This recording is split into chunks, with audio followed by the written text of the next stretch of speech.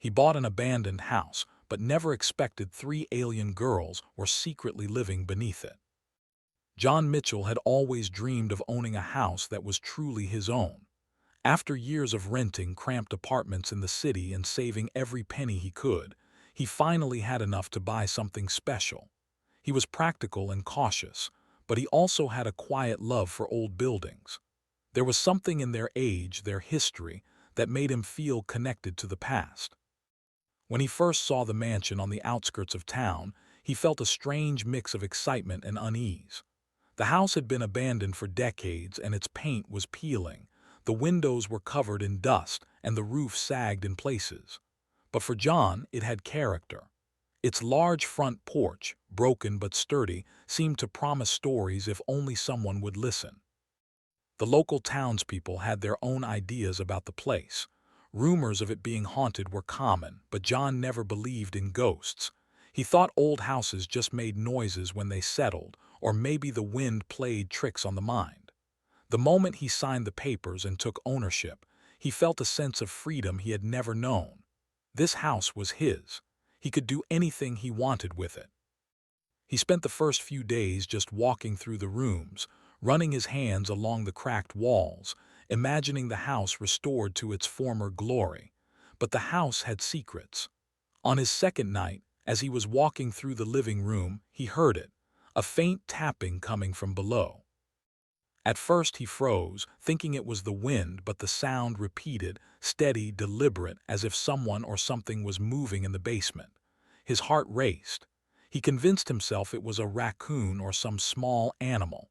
He tried to ignore it, telling himself he was overthinking. By the third night, the noises became impossible to ignore. Footsteps echoed across the old wooden floor, and low humming vibrations seemed to come from deep underground. John felt a chill run down his spine, but his curiosity was stronger than his fear. He decided to investigate. The basement door was old and heavy. It creaked loudly as he pushed it open. A musty smell hit him immediately. The room below was larger than he expected, filled with shadows and piles of old, broken furniture. He used his flashlight, scanning every corner. Nothing moved, just the old pipes, dust, and cobwebs. But then he noticed something strange. One wall had faint scratches in patterns that didn't make sense. They looked deliberate, as if someone had tried to communicate or mark something. His fingers traced the lines and he pressed along the wall, hoping to find a loose board or a hidden passage. To his surprise, a small panel shifted under his touch. A section of the wall slid open slowly, revealing a dimly lit staircase descending even further underground. His pulse quickened. He had expected a normal basement, but this was something different, something hidden for a reason. John hesitated, but curiosity got the better of him. He grabbed his flashlight and stepped carefully down the stairs. The air grew cooler and cleaner the deeper he went, unlike the musty basement above.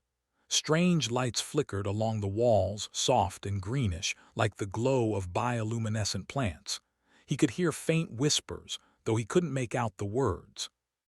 At the bottom of the stairs, the room opened into a wide underground chamber. It was furnished like a living space, but unlike anything John had seen before. Sleek furniture lined the walls, and the technology scattered across tables looked advanced, more advanced than anything on Earth. Lights pulsed gently from strange devices, and holographic panels displayed patterns and symbols he didn't understand. And then he saw them. 3 figures crouched near the far end of the room. They froze the moment they noticed him. At first, John thought they were children. They were small, maybe early teens in size, with human-like faces. But their skin glimmered faintly in the light like a pearl reflected in water. Their eyes were larger than normal, iridescent with colors that shifted as they moved. There were markings along their arms, delicate and precise, like tattoos made of light. John took a step back, unsure of what to do. His mind raced. Were they dangerous? Were they real? And yet they did not attack. They were staring at him with curiosity and fear in equal measure. One of the girls, her hair long and silver, took a tentative step forward. Her voice was soft but understandable, though broken. "Who are you?" she asked. John swallowed hard. I'm John. I just bought this house. I didn't know anyone was living here." He kept his voice calm, even though his heart was pounding. The girls whispered to each other, and then another one spoke. "We must hide." Her green eyes flicked nervously toward the staircase. John nodded slowly. "I won't hurt you. I just want to understand." "We run." Sora. John noticed how intelligent they were, not just human-level intelligence, but something beyond. They moved with precision and grace, and their eyes seemed to study him as much as he studied them. He realized they had probably been hiding here for a long time, learning, observing, waiting. "Why here?" Sora asked. "House, old. Why live?" "I thought it would be nice. I didn't know anyone was here already." Finally, Nima looked up. "Trust you." They were smart, resourceful, and clearly capable of surviving on their own. But they were still children in many ways, needing guidance, protection, and understanding. Over the next few days, John explored the underground chamber carefully. He discovered that the girls had set up small living areas, stored supplies, and even built simple machines. Their technology was far more advanced than Earth's, but somehow, they had learned to integrate it quietly into the basement without drawing attention. The girls, for their part, were cautious but curious about John. They watched him while he worked, asking questions about Earth, about humans, about how things worked. John found himself fascinated by their intelligence and innocence, their different perspective on life. They didn't see the world the way he did. They saw patterns, energy flows, and potential in ways he couldn't imagine. One evening, as he repaired a broken pipe in the basement, Lyra approached him. "Help house?" she asked, pointing to the leaky pipe. John chuckled softly. "Of course. You don't need to worry about that." Together, they fixed it. It was awkward at first, but the girls learned quickly, asking questions, observing carefully, and even making suggestions John hadn't thought of. That night, as he climbed the stairs back to the main floor, John realized how much had changed. He had bought a house to live alone, but now it was full of life, mystery, and intelligence beyond human understanding. He wasn't sure what the future held, but one thing was clear. His life had just become much more extraordinary than he could have ever imagined. Living in the old mansion was already full of surprises for John, but having 3 alien girls secretly living beneath it added an entirely new dimension to his life. At first, he worried constantly about their safety. The girls were cautious and intelligent, but the world above was unpredictable. John decided he needed to create a routine that would keep them safe while allowing them to adapt to life on Earth. He started by modifying parts of the house. Hidden panels, reinforced doors, and secret pathways became his projects. While fixing the basement stairs one morning, John noticed Lyra watching him closely, her silver hair glinting under the weak sunlight filtering from a small underground skylight. She had a natural curiosity that reminded John of a child learning to read for the first time, though her understanding went far beyond human knowledge. "What is this?" she asked, pointing to the hammer in his hand. "It's a tool for fixing things," John explained gently. "It helps us repair broken walls or furniture." He demonstrated carefully, hammering a loose plank into place. Lyra's eyes widened with fascination. She stepped forward and tried mimicking his movements. She was awkward at first, but her hands were quick and precise. She managed to strike the nail perfectly, causing John to smile. "Good," he said. "You have a talent for this." When John answered her, she repeated his words and added observations, showing a logical understanding far beyond her appearance. Nima, the third girl, had a different approach. She was quiet and observant, watching John's emotions closely. She noticed how he felt when he spoke to the others, the subtle changes in his tone when he worried, and the excitement in his eyes when something went right. She often asked questions about feelings, emotions, and human behavior, showing a curiosity that was almost spiritual. John realized that living with them was not just about safety, it was about learning from each other. He began to see the world differently through their eyes. Lyra's excitement reminded him to notice details he often ignored. Sora's analytical thinking pushed him to consider things logically, and Nima's empathy taught him to understand emotions in ways he never had before. Over the next week, John and the girls started creating routines. Each morning, they explored different parts of the basement and the old house together. John taught them about human tools, simple repairs, and daily life. In return, the girls demonstrated their abilities, small hints of powers they had kept hidden until now. Lyra could manipulate energy in tiny bursts, enough to power a light or charge a small device. Sora could process large amounts of information quickly, almost like a living computer.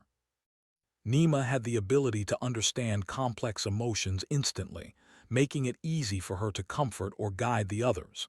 Despite their differences, the bond between them grew stronger every day. John noticed that they began to trust him, relying on him not just for protection but for guidance. They asked questions about Earth culture, humans, and history. John explained art, music, and literature, showing them movies and books. They watched everything with fascination, laughing at funny moments, asking questions when they didn't understand, and even debating characters' choices. John's loneliness began to fade. The house, once silent and empty, now hummed with life. The girls' curiosity and energy made every day feel exciting. Even chores became an adventure as they explored the house together, finding hidden corners, secret doors, and old relics from previous owners. One day, John discovered a small library filled with dusty books. He brought it down to the basement, and soon the girls were reading, studying, and asking questions about Earth's history, science, and literature. One evening, as John was repairing a leaky pipe, Lyra approached him with a small device. "John, show," she asked, her voice filled with both curiosity and caution. He smiled. "Of course." "That's incredible," he said. "We can use it to help the house, lights, heating, maybe even repairs." The collaboration was seamless. Humans and aliens learning from each other, working together to create a safe home. But life was not without challenges. Living secretly beneath the house meant constant vigilance. Strange noises, unusual lights, and small accidents reminded John that they could not risk discovery. One morning, a neighbor mentioned seeing strange lights from the basement at night. John's heart skipped a beat. He reassured them it was probably reflections from the old windows, but he knew he had to be more careful. The girls sensed his anxiety. "John, worry?" Lyra asked. "Yes," John admitted. "People might notice things they don't understand. We have to be careful until we know it's safe." Despite their alien abilities, they had learned the importance of caution and stealth. Together, they devised plans to hide their presence. Small vibrations in the floor could be muffled, lights could be dimmed or redirected, and the girls practiced moving silently. Every day was a lesson in patience, observation, and adaptation. One afternoon, while exploring a previously untouched section of the basement, John found remnants of what looked like an old laboratory. Broken glass vials, strange instruments, and faint energy readings suggested that someone had once studied something extraordinary here. The girls grew tense when they saw it. "This, old people," Sora said, "know us. But don't worry, you're safe with me." He admired their resilience, but he also felt a deep responsibility to protect them. Over time, they began to settle into a routine that balanced learning, safety, and exploration. John continued teaching them about human life, and they continued teaching him about intelligence, empathy, and innovation.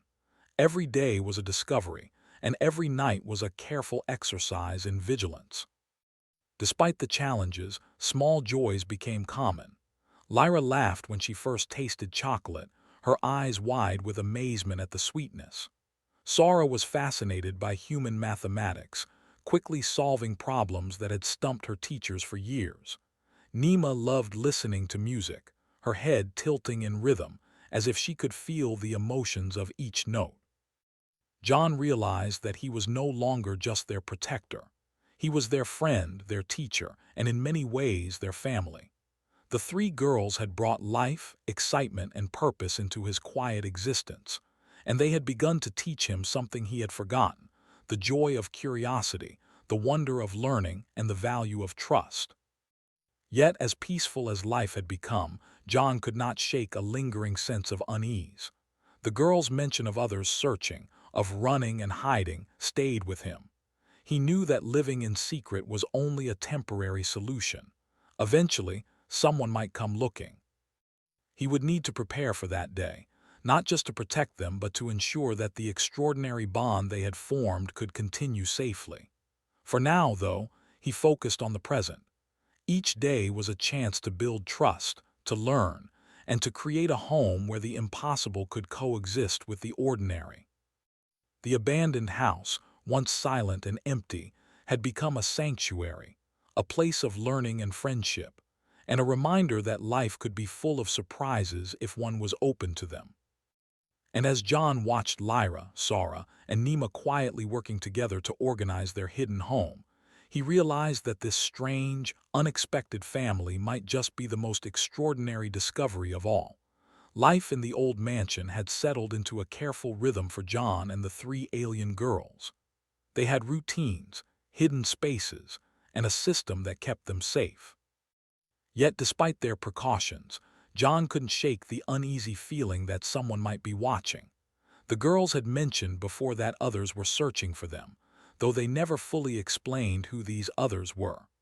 One afternoon, John was in the basement helping Sora organize a stack of old books when he noticed something strange. A van had parked across the street, its windows tinted and dark. Two men inside were staring at the house, taking notes and occasionally pointing toward the basement windows. Their presence made John's stomach tighten. He quickly signaled for the girls to hide. Lyra and Nima ducked behind a small workbench, while Sora activated a small energy shield she had been secretly learning to make. It was weak, but it could muffle vibrations and keep their presence hidden. John's heart raced. The intruders were closer than he had anticipated. "They are here," Lyra whispered, her voice barely audible. John nodded. "Stay calm, don't move, I'll handle this." He quietly climbed the stairs to the main floor, staying out of sight from the tinted windows. The men had begun walking around the property, examining the house and tapping on the walls with strange devices that beeped and scanned for hidden structures. John realized they were not ordinary people. These men had knowledge, tools, and a methodical way of searching. He had to act quickly. He ran back to the basement, signaling the girls to follow him to a hidden passage he had reinforced a few days earlier. It led to a small tunnel behind the house, one that the intruders could not see from the outside. As they moved through the tunnel, Lyra's hands glowed faintly. "Energy block?" she asked. John nodded. "Yes. Anything that can help hide us, use it." Lyra extended her hands, and a soft barrier formed along the tunnel's entrance, shimmering faintly but enough to disrupt the scanning devices. They waited, holding their breath, while the men above continued to investigate. Every sound, the crunch of gravel, the tap of a device, the faint hum of machinery, felt amplified in the confined space. Sora whispered instructions, her voice calm and precise. "Hide, shadows, no sound." They had not located the basement or any hidden entrances. One of them gestured angrily, speaking into a device John couldn't hear. The men decided to move around the property more aggressively, leaving John and the girls tense and silent. Finally, after what felt like hours, the men left, though John knew it was only temporary. They would return. The girls exhaled, relief washing over them. Lyra's hands dimmed as she lowered the energy shield. "Safe now?" she asked. "For now," John replied, "but we must be ready, they will come back." Lyra practiced using her energy powers to block scanners. Sora refined her analytical skills to predict patterns of movement, and Nima helped John stay calm and focused, understanding when stress might cause mistakes. Despite the tension, they continued their daily routines. Lyra enjoyed exploring the old house's attic, finding forgotten relics from decades past. Sora loved cataloging books and documents, analyzing patterns in human writing and history. Nima, quiet and observant, spent hours listening to music and teaching John to slow down, breathe, and focus on the present. One evening, John and the girls gathered in the underground chamber to plan their long-term strategy. They knew they could not live like this forever. If the intruders returned with stronger equipment, their secret could be exposed. John suggested creating a series of traps and distractions to buy time if they were discovered. Lyra nodded eagerly. Traps, clever. Lyra set up energy barriers at key points. Sora designed simple mechanical traps and diversion patterns, and Nima helped coordinate their movements, predicting where each person might go and how they would react. John was amazed at their ingenuity. Even in hiding, they demonstrated skills that could rival any human or alien professional. After several days of preparation, John began to feel more confident. They had built a small network of hidden rooms and secret exits. Every possible path through the basement and tunnel was mapped and protected. The house, once abandoned and silent, had become a fortress of intelligence and strategy, but their trials were far from over. One night, as John was reading by the dim light of a lantern, Sora came running from the tunnel. "They hear!" she shouted. John grabbed the girls and led them to a concealed corner of the basement. Through a small opening, he saw two men standing near the main door, carrying devices that emitted strange beams. They were scanning the walls, looking for hidden energy sources. John whispered instructions quickly. "Lyra, block the scanner. Sora, guide me on the best exit. Nima, stay calm and help me keep everyone silent." John led the girls carefully, moving slowly to avoid making noise. They emerged into the cool night air, hearts pounding but spirits determined. John realized that, despite the danger, this experience had shown him something important. Humans have creativity, intuition, and courage that even the most advanced technology cannot always predict. Together with the girls' unique abilities, they could overcome obstacles that seemed impossible. They spent the night in the woods behind the house, hidden by shadows and trees. John and the girls whispered quietly, making plans for the future. "We must be ready," John said. "They will return, and we cannot just wait. We need a plan that will keep us safe and let us live freely." Together, they formed a team that was more than just human and alien. They were a family united by trust, creativity, and resilience. The next morning, they returned to the house cautiously. The men had left no trace of their presence, but John knew it was only a matter of time before they returned with more advanced tools. He spent the day reinforcing the basement, checking every panel and ensuring the girls' living areas were secure. As he worked, he watched the girls moving around the basement, helping, observing, and learning. He felt a sense of pride and admiration. Despite the fear and danger, they had adapted, learned, and grown stronger. They were extraordinary beings, but so was humanity. He realized that humans and aliens, when working together, could create something truly remarkable. That night, after securing the house, they gathered in the underground chamber. John looked at the girls and smiled. "We did well today. We stayed safe, we stayed together, and we learned how to protect ourselves. That is important. Plan smarter, we survive." John knew there would be more threats in the future, but he also knew that with the girls' abilities and humanity's ingenuity, they could face anything. They had transformed the abandoned house into a sanctuary, a place where intelligence, courage, and creativity coexisted. And as John watched Lyra, Sora, and Nima quietly preparing for the next day, he realized something profound. The extraordinary bond they shared, the lessons they learned from each other, and the courage they displayed made one thing clear. Humanity, even when facing unknown and powerful forces, could rise above fear, adapt, and protect what was precious. They were not just surviving, they were thriving, and together they would face whatever came next. The days following the last close encounter were tense, but John, Lyra, Sora, and Nima continued their routines, preparing for the possibility that the intruders would return. The house, once abandoned and silent, had become a fortress of ingenuity and cooperation. Hidden passages were reinforced, energy shields were perfected, and small mechanical traps lined the basement in clever, non-lethal ways. John knew that waiting would not be enough. He needed a plan to ensure that the girls could live safely, without fear, in a world that had no idea they existed. He sat in the underground chamber, watching the girls practice small exercises. Lyra was controlling energy streams, carefully shaping them to illuminate the hidden corners without being seen from above. Sara was organizing supplies and calculating the most efficient way to escape if necessary. Nima, calm and focused, observed John and the others, guiding them emotionally and ensuring that fear did not cloud their judgment. John looked at them and realized how extraordinary they were. They had been hiding, surviving on their own, yet they had kept their curiosity and intelligence alive. And now, living together, they were learning from him as much as he was learning from them. Humanity's strength was not in technology alone, he thought, but in creativity, resourcefulness, and compassion. One late evening, the quiet was broken by a low rumble outside. The van had returned, and this time, more vehicles were following. John peered through a narrow window, seeing unfamiliar faces moving with purpose. They carried advanced scanning equipment, clearly prepared for a serious search. The intruders were back, and their intentions were no longer uncertain.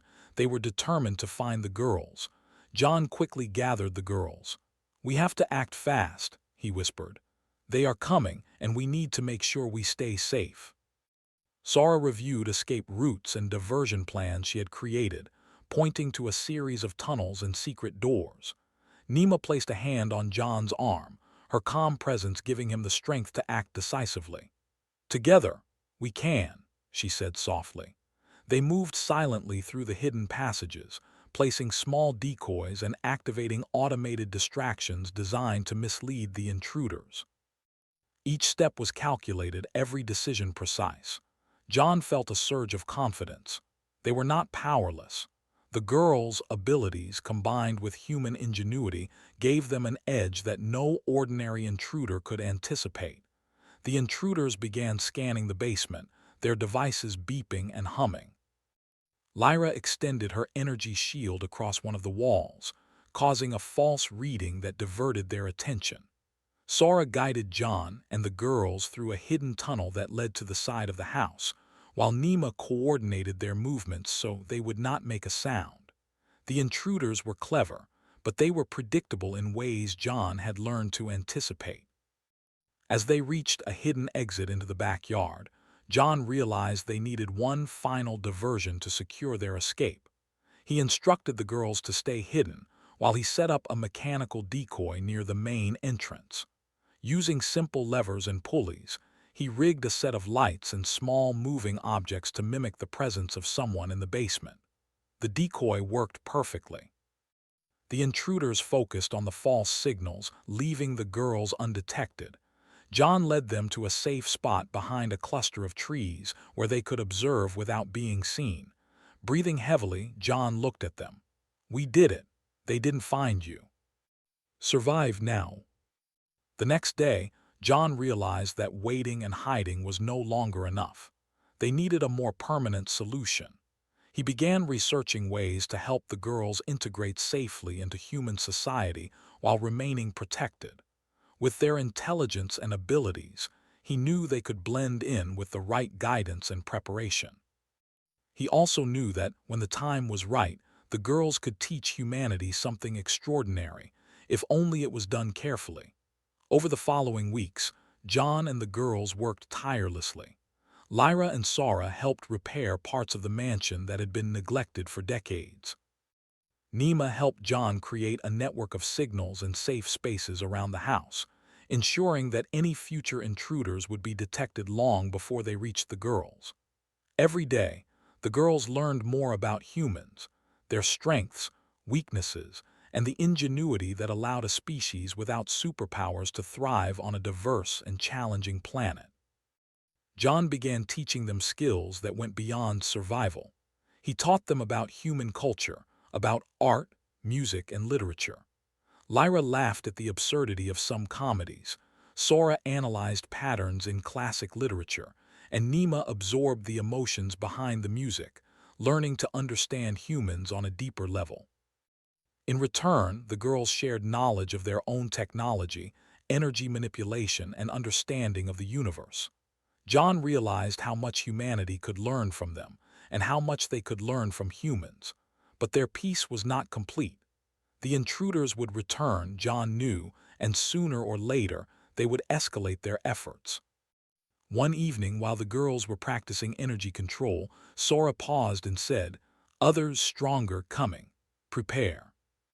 Lyra experimented with controlled bursts of energy to disrupt electronic devices. Sora created algorithms to anticipate intruders' movements, and Nima coordinated their emotional and physical readiness. John realized that in this process, he was learning something profound. Humans were extraordinary not just because of their technology, but because of their creativity, resilience, and ability to adapt. These qualities, combined with the girls' abilities, made them nearly unstoppable. Days later, the intruders returned, this time in greater numbers and with more advanced technology. They scanned the grounds with precision, expecting to find the girls hidden in the basement. But John and the girls were ready. The decoys activated, energy shields misdirected scanning devices, and Sora's calculations guided them through hidden routes. The intruders were clever, but they could not match the combination of human intuition and alien intelligence. For hours, the chase continued across the mansion's grounds. The girls moved swiftly, using their abilities to block detection and create distractions. John guided them, improvising when necessary, using his knowledge of the house to turn ordinary objects into clever traps. Eventually, the intruders gave up, frustrated and unable to find the hidden chamber. As silence returned, John looked at the girls. "We did it," he said. "We protected ourselves and the house. That is the strength of humans, creativity, courage, and teamwork." They had survived the immediate threat, but more importantly, they had grown together. The girls had learned to trust humans, and he had learned to trust them. Together, they were stronger than the sum of their parts. In the days that followed, life slowly returned to a new normal. The mansion was no longer just a home, it was a symbol of resilience and unity. The girls continued learning, experimenting, and exploring. John continued teaching, guiding, and protecting them. Each day brought new discoveries and challenges, but they faced them together, confident in their abilities and their bond. One evening, as they gathered in the underground chamber, a small device on the wall activated. A message flickered across the screen, written in a language John could barely recognize. The girls gasped. Lyra's hands trembled as she translated. "Message home planet, friends signal, soon contact." They had survived danger, learned to work together, and built a life filled with trust, knowledge, and hope. The abandoned house, once lonely and forgotten, had become a home full of life, intelligence, and love. The girls were safe, and humanity's potential, its ingenuity, courage, and capacity for connection, was more evident than ever. John realized that this was only the beginning. Together, humans and aliens could achieve extraordinary things, and the universe was full of possibilities waiting to be explored. As they sat together, sharing a quiet meal and planning their next steps, John understood a simple truth. Life was not about avoiding danger or fear. It was about learning, growing, and embracing the extraordinary. The girls, once hiding from the world, had become part of his life in a way that changed him forever. And together, they were ready to face whatever the future might bring. In the end, it was not technology, not power, but trust, ingenuity, and unity that had kept them safe. And as John looked at Lyra, Sora, and Nima, he knew that humans, and those who chose to join them, could face the stars, survive the unknown, and thrive in ways no one could have imagined.